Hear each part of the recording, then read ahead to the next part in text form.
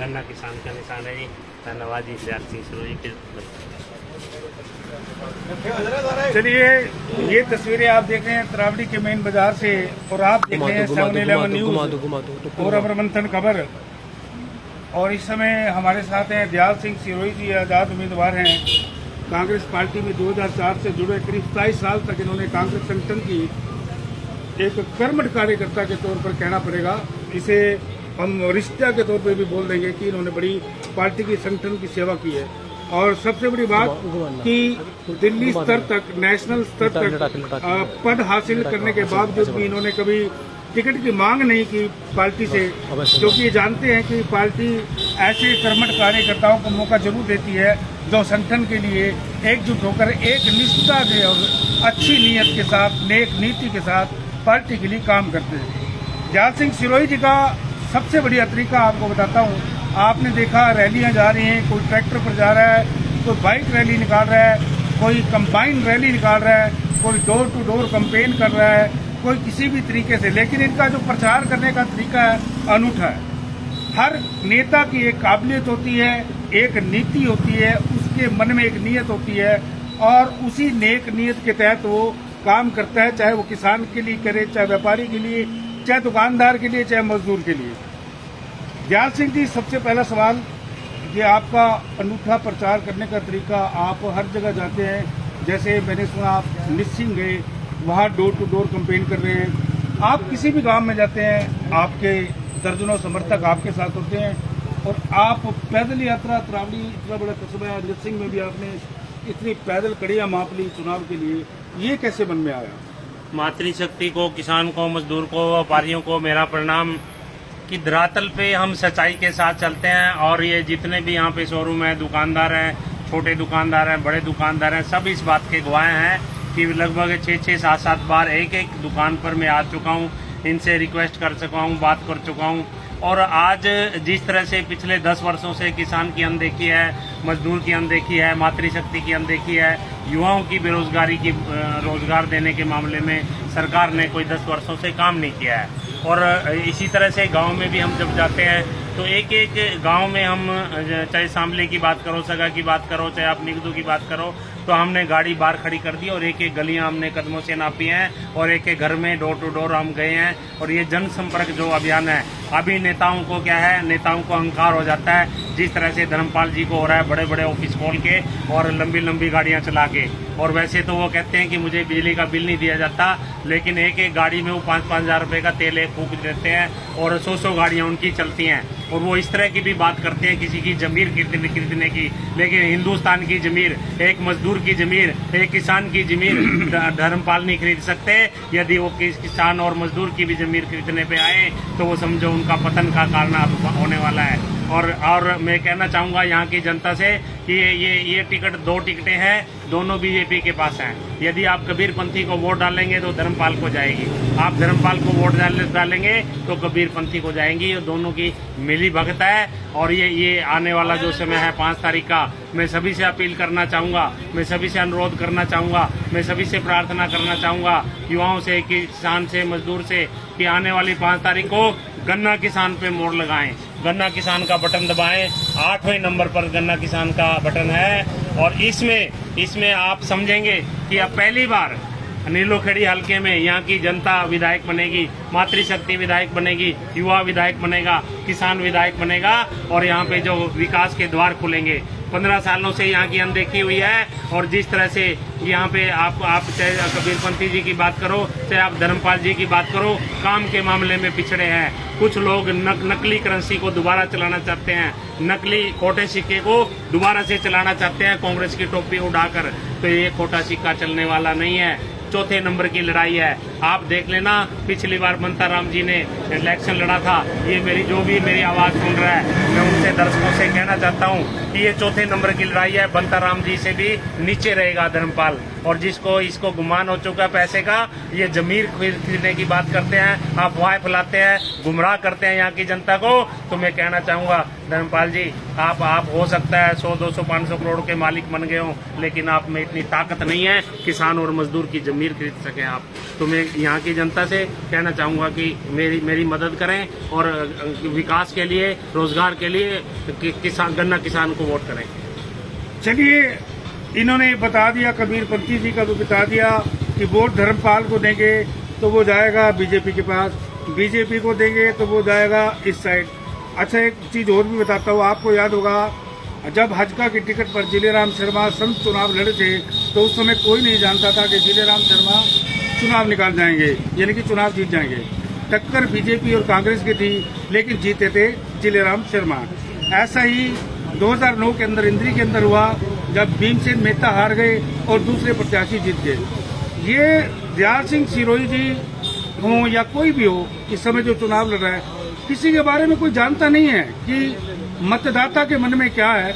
हम तो मतदाता का मन टटोलने का प्रयास करते हैं और जो नेता चुनाव मैदान में होता है उससे उनकी अपेक्षाएं निकलवाने का प्रयास करते हैं कि आखिर उसके मन और जज्बे में है क्या और वो मतदाताओं के लिए करना क्या चाहता है। लेकिन जो आदमी 2004 से लगातार जमीनी धरातल पर किसानों के लिए, उद्योगपतियों के लिए, मजदूरों के लिए, किसी भी वर्ग के लिए अगर काम कर रहा तो आप उसे छोटा मत समझिए। आप ये अंदाजा मत लगाइए कि सिर्फ दो नेताओं की लड़ाई है। अब असंध की तरह नीलो खेड़ी भी ऐसी विधानसभा बन गई है जिसका रिजल्ट क्या होगा ये खुद मतदाता को भी पता नहीं है, क्योंकि ये चुनाव अब 4 हिस्सों में, ऐसे क्षेत्रों में बट गया है जिस पर एक एक नेता का प्रभाव है। लेकिन इन सब की लड़ाई में जीतेगा कौन ये अंदाजा नहीं लगा सकते। लेकिन दयाल सिंह सिरोही जी के बारे में एक बात मैं जरूर कहूंगा, पिछले 8 साल से जो नेता लगातार एक एक गांव में जाकर इंडिविजुअल तौर पर लोगों से, महिलाओं से, बुजुर्गों से, बच्चों से, युवकों से, युवतियों से मिलकर उनकी समस्याएं सुन रहा हो और उन्हें आश्वासन दे रहा हो कि जब कांग्रेस की सरकार आएगी तो आपकी समस्याएं प्राथमिक तौर पर हल होंगी। लेकिन दयाल सिंह जी को पता नहीं था कि कांग्रेस उन्हें टिकट नहीं देगी और बीते विधायक को टिकट देकर मंच पर चढ़ा देगी। तो मैं दयाल सिंह जी अब आप पर क्वेश्चन करूंगा, आप ये आरोप लगा रहे हैं कि आप धर्मपाल जी को वोट डालोगे तो वो बीजेपी के पास जाएगा, बीजेपी के पास वोट डालोगे तो ये कैसे है? देखिए, आपके सच्चाई है सबके सामने है, लेकिन कुछ लोग अभी का देख रहे हैं कि आप धर्मपाल जी ने बीजेपी से चुनाव लड़ा, वो बीजेपी का बंदा है।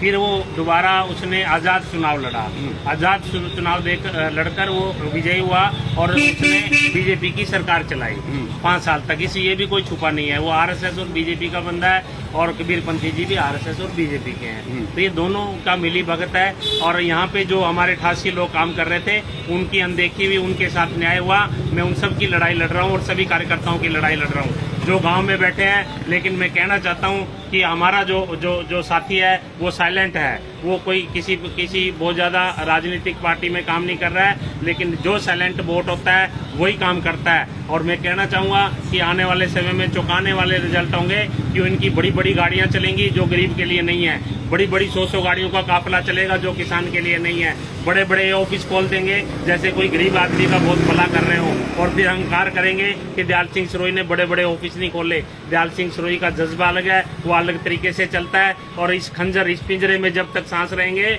किसान और मजदूर की आवाज इसी तरह से मेरी जुबान पे रहेगी। और हमें सबके हकों की लड़ाई में लड़ता आया हूँ और मैं लड़ता रहूंगा। तो मैं इनको ये चौंकाने वाले रिजल्ट होंगे और इनका इलेक्शन दोनों का बैठा हुआ है। आप सर्वे कर लें इंटरनली, और लास्ट के 3 दिनों में इनका इलेक्शन लेट जाएगा जमीन पे और हम लोग जीत के दिखाएंगे, किसान के बल पर, व्यापारियों के बल पर और यहाँ के मतदाताओं के आशीर्वाद से, बुजुर्गों के आशीर्वाद। अच्छा दयाल जी, एक अफवाह ऐसे बाजार में आ रही है, मुझे भी आज सुनने को मिली कि आपने किसी और प्रत्याशी को समर्थन दे दिया है और आपने कार्यालय नहीं खोले। जो आप अभी कार्यालय खोलने की बात कर रहे थे, मैं एकदम से वो सवाल मैं पूछ लूँ आपसे। देखिए, क्यों ये अफवाह क्या है, क्या है इसमें? देखिए, जो इस तरह के अहंकारी लोग होते हैं, जो इस तरह के दुष्प्रचार करने वाले लोग होते हैं, जो इस तरह के जो मनगढ़ंत वाले लोग होते हैं और इस तरह के लोगों के इरादे यहाँ की जनता को समझने पड़ेंगे कि वो लोग इन अहंकार करते हैं बड़े बड़े ऑफिस खोल के।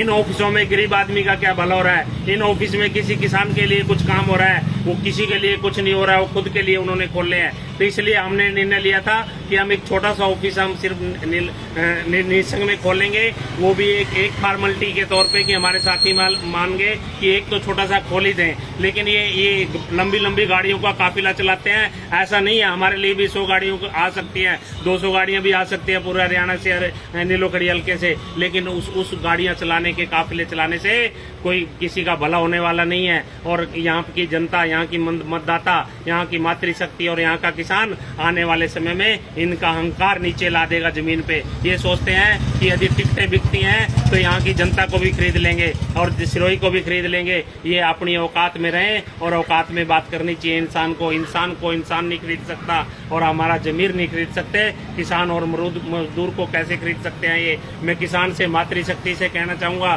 कि ये आपको खरीदना चाहता है, ये आपको खरीदना चाहते हैं, ये गन्ना और किसान को खरीदना चाहते हैं। ये अफवाहें फैलाते हैं, ये ऐसी अफवाहें फैलाएंगे, ये अफवाहों के बल पे जीतना चाहते हैं, क्योंकि इन्होंने काम नीलोखड़ी हल्के में कुछ किया नहीं है। रोजगार के लिए कोई काम नहीं हुआ, डेवलपमेंट के मन में आपके भी होगा, क्योंकि आप धरातल पर उतरे हैं चुनाव लड़ने के लिए, तो मन मजबूत बनाया होगा। कांग्रेस से बगावत करके नहीं, मैंने चुनाव लड़ना है, पार्टी ने मौका नहीं दिया तो जनता मुझे मौका देगी, ये सोचकर आप चुनाव मैदान में उतरे।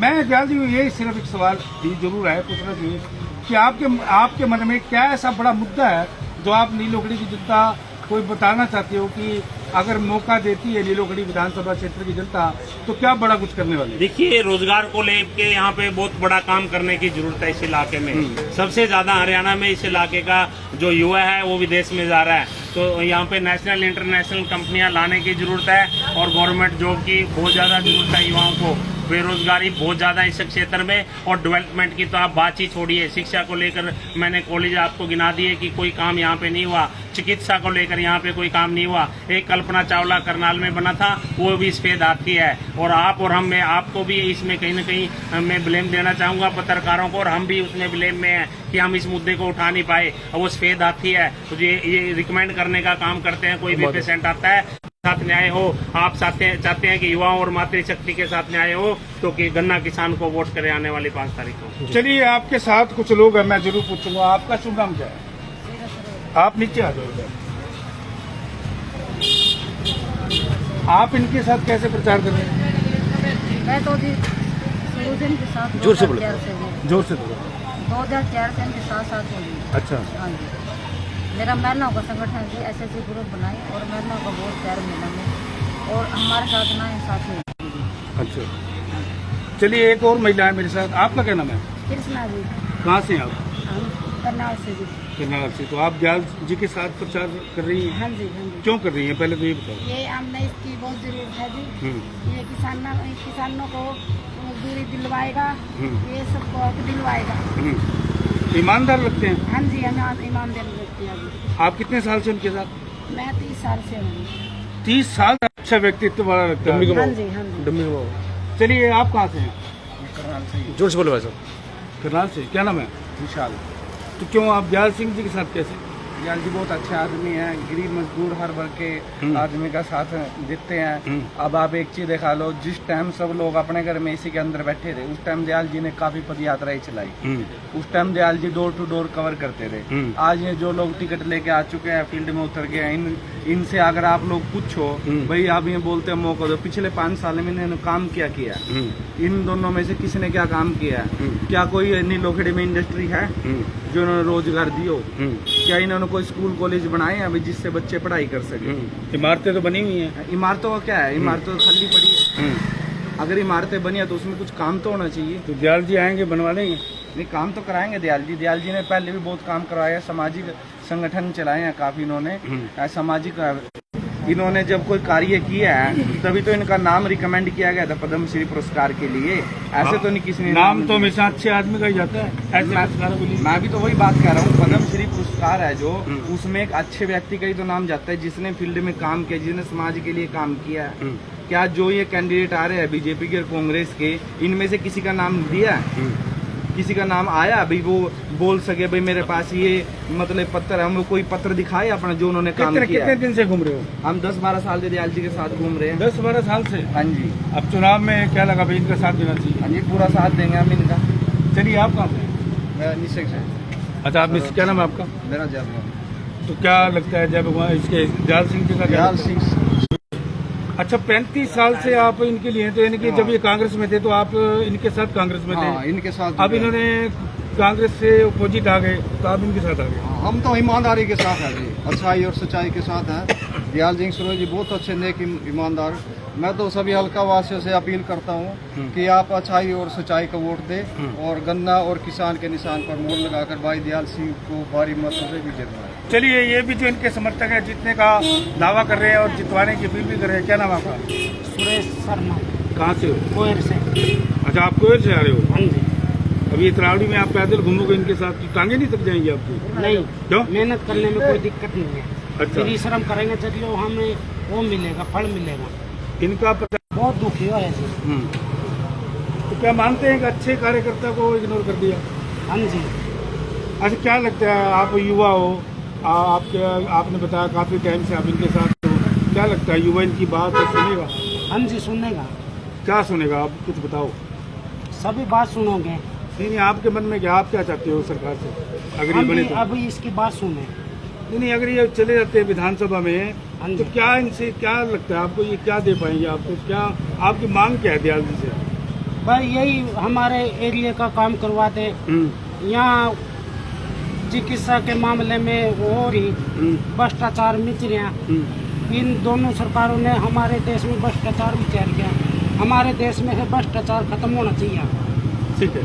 आप जिस गांव से हो उसमें पीछे धर्मपाल एमएलए थे, उससे 2014 और 2000 में भगवान दास कबीर थे। क्या काम हुआ आपके गांव में? वहाँ कुछ नहीं काम होया। कोई एक ईंट तो लगाई होगी यार। नहीं बस कुछ नहीं करवाया।